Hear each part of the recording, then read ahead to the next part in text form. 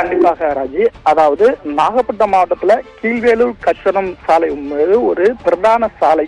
இந்த சாலையில மிகவும் முக்கியமான ஒரு கடத்தெருவா இருக்கிறது தேவூர் கடத்தெருன்னு சொல்லுவாங்க.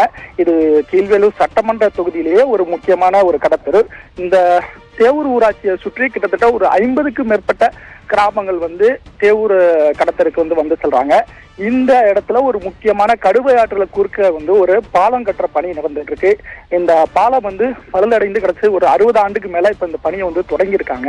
இந்த பணி மிகவும் தாமதமா நடக்குதுன்னு பொதுமக்கள் சார்பில் ஒரு குற்றச்சாட்டு இருந்தாலும் நான் கடந்த மார்ச் மாதம் தான் இந்த பணியை தொடங்கியிருக்காங்க.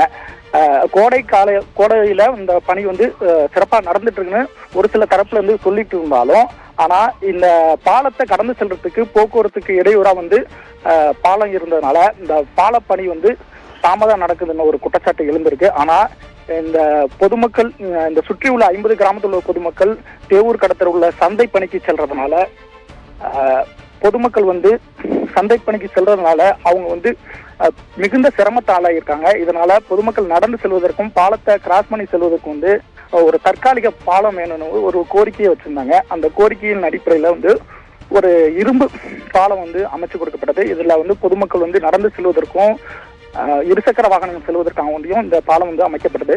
இருந்தாலும் பொதுமக்களுடைய தொடர் கோரிக்கை ஏற்பட்டு அரசு மருத்துவமனை, தேவூர்ல அரசு மருத்துவமனை, பள்ளி வாகனங்கள் செல்றதுக்காக வேண்டி 108 ஆம்புலன்ஸ் வாகனங்கள் செல்றதுக்காக வேண்டி சிமெண்ட் பாலம் அமைச்சு வேணும், தற்காலிக சிமெண்ட் குழா பதித்து சிமெண்ட் பாலம் அமைச்சு வேணும் அப்படின்னு சொல்லி ஒரு கோரிக்கை வச்சிருந்தாங்க. இந்த கோரிக்கையின் அடிப்படையில தற்காலிக பாலம் கடந்த மாதம் ரெடி செய்யப்பட்டு அதை கீழ்வேலூர் சட்டமன்ற உறுப்பினர் VP நாகமாளி திறந்து வச்சாங்க.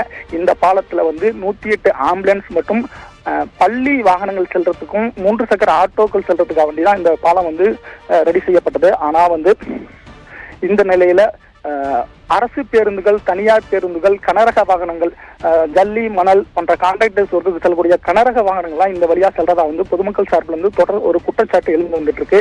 இதுல நேரில் நம்ம சென்று விசாரிக்கும் போது இந்த கனரக வாகனங்கள் செல்வதாக ராதாமங்கலம் கடத்தலிலிருந்து தேவூர் கடத்தல், அதாவது ஆற்றை கடந்து செல்லும் பொழுது ராதாமங்கல கடத்தல் பகுதியில உள்ள குடிநீர் குழாயோட கனரக வாகனங்களுடைய டயர் பள்ளம் ஏற்பட்டு அந்த குழாய் உடைப்பு ஏற்பட்டு தொடர்ச்சியாக தண்ணீர் வெளியேறி வருகிறது.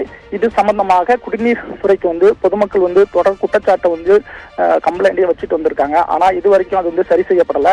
தொடர்ச்சியாக ஒரு வார காலமாக இந்த குடிநீர் வீணாகி போயிட்டு இருக்கிறதாகவும், கோடை காலம் என்பதனால குடிநீருக்கு நிறைய பற்றாக்குறை இந்த பகுதியில் நிலவுவதாகவும், தொடர்ச்சியாக இந்த குடிநீர் குழாயை உடனடியாக சரி செய்ய வேண்டும்.